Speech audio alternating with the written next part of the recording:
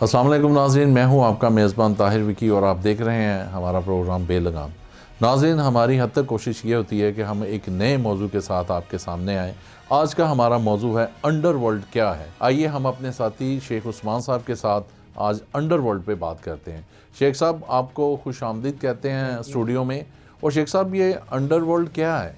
Underworld एक जराइम की दुनिया है और इसमें जराइम पेशा लोगों के आपसी जो मेल जोल है, जो एक हुकूमत होती है, कोई कानून होता है, आइन होता है। इधर अंडरवर्ल्ड में कोई हुकूमत, कोई कानून, कोई चीज़ एग्जिस्ट नहीं करती। इधर अच्छा। हर किस्म के गैर अखलाकी काम, जिसमें मनशियात, जिस्म फरोशी, जुआ, हर किस्म के जो गैर मनी लॉन्ड्रिंग और जगह टैक्स भी इसमें? हर भत्ताखोरी, लैंड ग्रैबिंग, हर चीज़ ये इस जो करते हैं वो अंडरवर्ल्ड के लोग ही करते हैं। इसकी मिसाल मैं आपको दूंगा कि कोलंबिया में जो अंडरवर्ल्ड का एक डॉन था, पाब्लो एस्कोबार जी, वो इतना पावरफुल था कि एक टाइम पे उन्होंने सदारती इलेक्शन भी लड़ा। अच्छा। हाँ, और उसके बाद वो अब सुप्रीम कोर्ट के ऊपर भी हमलावर हुआ था कि उसने सदारती इलेक्शन लड़ लिया। हाँ जी, और उसके बाद वो सुप्रीम कोर्ट पे उधर की हमलावर हुआ। बड़े उसके वाक़े हैं, फिल्में भी बन चुकी हैं।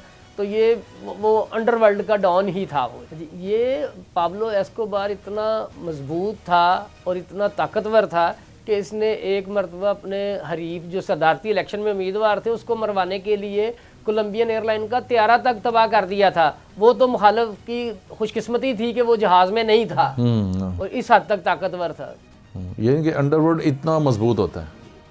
अच्छा शेख साहब, अब या हमारे पाकिस्तान में जितने भी बदमाश हुए हैं, जो ख़ानदानी दुश्मनियाँ हुई हैं, उनको नाम दे दिया जाता है अंडरवर्ल्ड का। जैसे कि अब आप आबद बॉक्सर साहब को देख लें। आप आबद बॉक्सर को अब अंडरवर्ल्ड का डॉन कहते हैं। मतलब कि वो एक सरकारी मुलाजम था और उसने जितने भी पुलिस मुकाबले भी किए और कुछ अपना उस वक़्त के जो हुक्मरान थे, हुक्मरानों के कहने पे भी किए, और कुछ जो सा था अपना उसने वैसे भी अपना कत्ल किए थे। आप इसके बारे में क्या कहते हैं? क्योंकि जी, जहाँ तक आप पाकिस्तान की बात कर रहे हैं तो पाकिस्तान में अंडरवर्ल्ड एग्जिस्ट नहीं करता। ये वैसे ही अब अपना दिल खुश करने वाली बात है कि अंडरवर्ल्ड और जी अंडरवर्ल्ड का डॉन। ओ भाई, आबद बॉक्सर एक पुलिस ऑफिसर था, सब इंस्पेक्टर और फिर SHO। अब इधर की सियासी मजबूरियाँ ऐसी हैं कि पुलिस वालों को अपने मामलात में इस्तेमाल करने के लिए ये ताकतवर कर देते हैं हमारे ही सियासी हुक्मरान। और वो पुलिस इनकाउंटर हुए, सियासी मुखालफिन को मरवाया, कुछ जनवन मरवा दिया, कुछ उन्होंने अपनी रोज़ी रोटी के चक्करों में मार दिए। तो ये डॉन वाला कोई चक्कर नहीं था। अब देखें ना आप, ये डॉनों के काम होते हैं कि उन्होंने एक मशहूर डांसर थी, स्टेज अदाकारा, उनके बाल काट दिए, उनकी भवें मूंड दी। तो ये कोई बदमाशों के काम या वो बदमाशों के गली मोहल्ले के तो हो सकते हैं, डॉनों के काम नहीं है भाई। अंडरवर्ल्ड टोटली डिफरेंट चीज़ है। अच्छा, अभी इनके खिलाफ बैनर भी लगा दिए गए हैं, मुबारकबाद दी जा रही है कि जी आबद बॉक्सर को आपने गिरफ़्तार करके ना बड़ा अच्छा काम किया है। अच्छा, ये एक चीज़ की अपना शेख साहब गौर कीजिएगा कि ये मामला हमारे पाकिस्तान में अंडरवर्ल्ड है भी है कोई कि नहीं है? मैं वही अर्ज कर रहा हूँ कि पाकिस्तान में अंडरवर्ल्ड कोई नहीं है। ये जो आप बैनरों की बात कर रहे हैं, जो हमने ये प्रेस क्लब के बाहर भी लगे हुए हैं, तो उसमें क्या लिखा हुआ है? उसमें लिखा हुआ है कि बदनाम ज़माना, आबद बॉक्सर को गिरफ्तार करने पर फला फला कुछ पुलिस अफसरान के नाम लिखे हुए हैं। तो भाई बात ये है कि इसको मैं सादा ज़ुबान में ये कहूँगा कि एक, चले मान लेते हैं अंडरवर्ल्ड के डॉन को पकड़ने की खुशी में मुस्तकबिल के आने वाले जो अंडरवर्ल्ड के डॉन बनेंगे उनको मुबारकबाद दी जा रही है। अभी ये पुलिस अफसर हैं, किसी ओहदे पे लगे हुए हैं, इन तीनों का कोई ना कोई मामला इनके साथ आपसी है। जो सुनने में आ रहा है वो ये है कि 3 अफसरान में से एक DSP साहब का आपस में कोई मामला है, कोई मुकदमेबाजी वगैरह का कोई चक्कर है आबद बॉक्सर जी, आबद बॉक्सर के साथ। दूसरा एक इंस्पेक्टर साहब की वो एलिया के साथ जो मामला हुआ था, कोई लड़ाई झगड़े का जाती रंजिश है ना। आप देखें कि CIA का काम क्या है या क्या करना चाहिए इन्हें।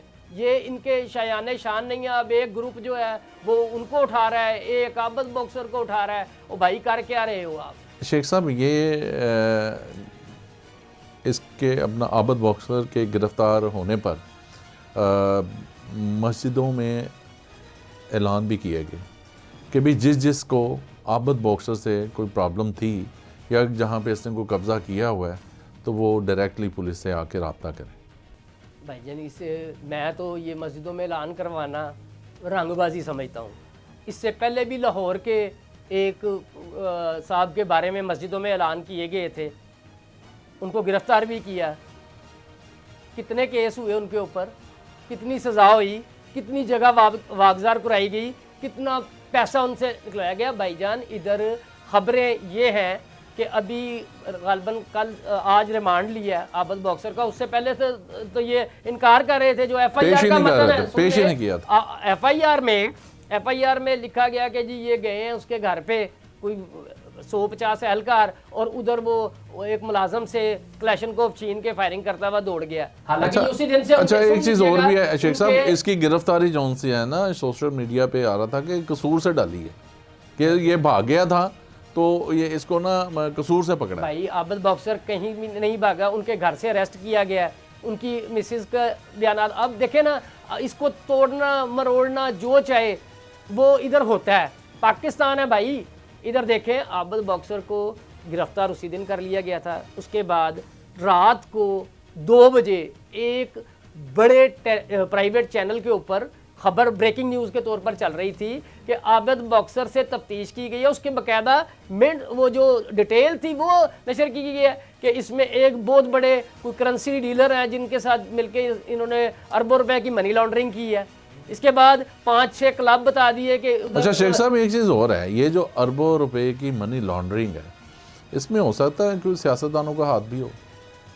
मेरी बात सुने, सियासतदानों का बड़ा आसान लफ्ज़ है ना, सियासतदानों के अलावा भी तो पाकिस्तान में रहते हैं। पुष्ट बनाई तो सियासतदान करते रहे हैं।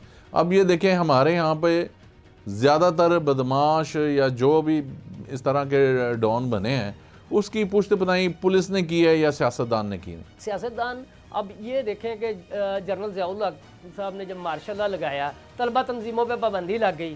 फिर तलबा तंजीमों के नाम पे जो घिनौना खेल इधर खेला गया लाहौर में कि लोगों के बच्चे जो आप माओं ने बड़े अरमान लेकर तालीम हासिल करने के लिए कॉलेजों में भेजे हैं, उस दौर में उनको कत्ल कर दिया गया। मुख्तलिफ धड़ेबाजी होती थी, मुख्तलिफ तंजीमें होती थी। लाहौर शहर में बदमाशी क्या इन लोगों की होती थी कि वो वैगनों के अड्डे ले लेते थे, बंदा वसूली करते थे। 4-6 जुड़े हैं, वो वैगन छीन ली और उसको लेके सारा दिन सैर किया। अच्छा फिर शेख साहब इनको अंडरवर्ल्ड के लोग कह दिया जाता था, हालांकि ये अंडरवर्ल्ड तो में तो नहीं ना आता, ये तो एक खुली गुंडागर्दी है। पाकिस्तान में भाई अंडरवर्ल्ड एग्जिस्ट ही नहीं करता। अगली गल करो जो सही इसकी है, अंडरवर्ल्ड ये कलवा के खुश होते थे। इधर तलबा यूनियनों के नाम पे कितना खून बहा है, कितनी खून रेजी हुई है। इसमें देखें हमारे साबका वज़ीर आला पंजाब, वज़ीर आज़म भी रहे हैं, उनकी सरपरस्ती शामिल थी, उनके सियासी अज़ाइम थे। ये 1 अपर माल पे जो GR1 में एक मिनिस्टर साहब थे, अब वो PTI के MNA भी हुए हैं, उन्होंने उनके उधर जो सरकारी घर था उधर रहते ही सारे मफरूर थे। असला अंधाधुंध होता था जिसे जाके लूट लेते थे।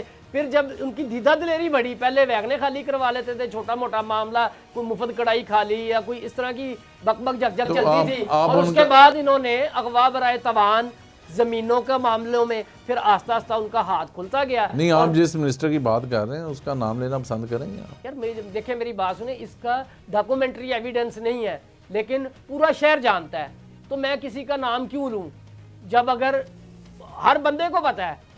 मिनिस्टर साहब का नाम लेना ज़रूरी नहीं है। वज़ीर आला मैं कह रहा हूँ पंजाब, फिर उनके ऊपर ही दयाल सिंह कॉलेज में फायरिंग भी की जिनको उन्होंने पाला था।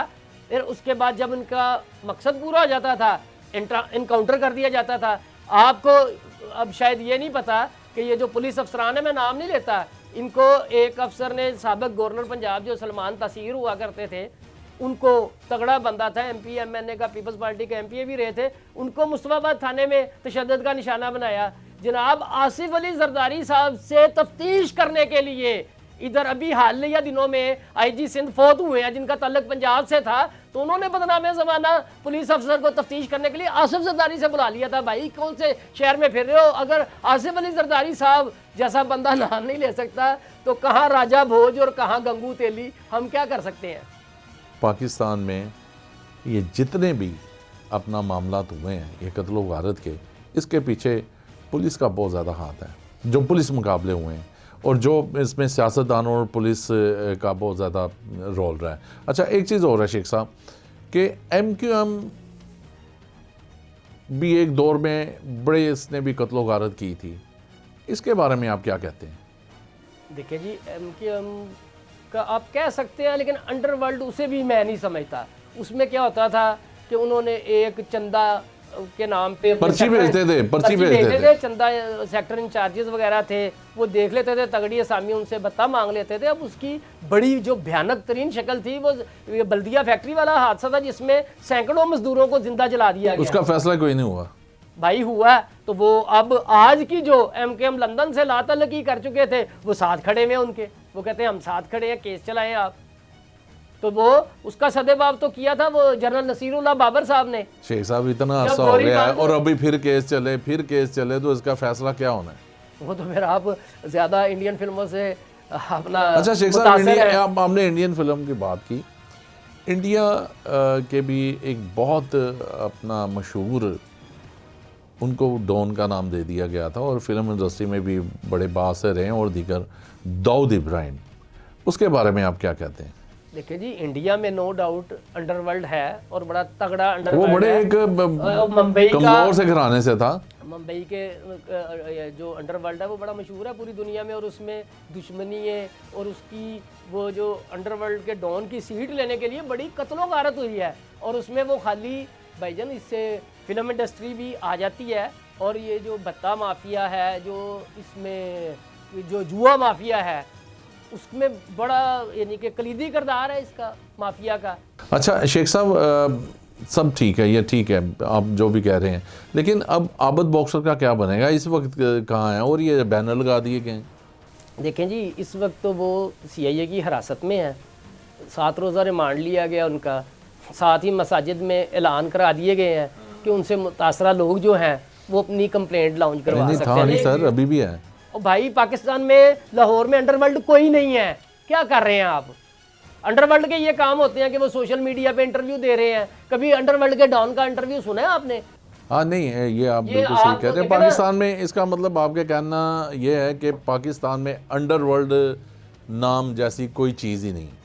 भाईजान इधर देखें, कुछ चीज़ें होती थी कि पहले रुके आते थे, खत आते थे कि इतना पैसा भिजवा दें, ऐसे ही ये MQM करती रही है। भाई MQM तो बड़ी छोटी चीज़ है, उससे बड़ी बात कर रहा हूँ मैं। अच्छा, इधर बड़ी बड़ी सियासी जमातें, बताएं नाज़रीन को। नहीं बताएं, मैं घर भी जाना है भाईजान, बताएं नाज़रीन को। इधर बड़ी बड़ी सियासी पार्टियां, बड़ी पाकिस्तान की बड़ी पावरफुल सियासी पार्टियां भत्ता देती रही हैं अंडरवर्ल्ड को। अंडरवर्ल्ड को नहीं, अंडरवर्ल्ड के भी बाप ही हैं वो जिनको देती रही हैं। मैं आपको बता देता हूँ, TTP को। शेख साहब आप बिल्कुल आप बजा फरमा रहे हैं, इसमें हमारी पाक फ़ौज का बड़ा मुस्बत किरदार रहा है।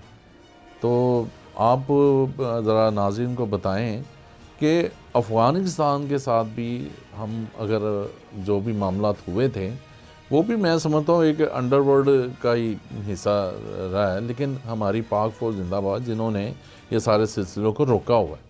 देखें जी, पाकिस्तान की मुसल्लह अफवाज, पाकिस्तान के इदारे, पाकिस्तान के दिफाई इदारे, पाकिस्तान की ये पुलिस, इन्होंने मिलजुल कर, आप भाईजान एक दौर में जंगल में रह रहे थे, तानू मैनू तो किसी ने कुछ नहीं किया क्योंकि हमारी इतनी हैसियत नहीं है।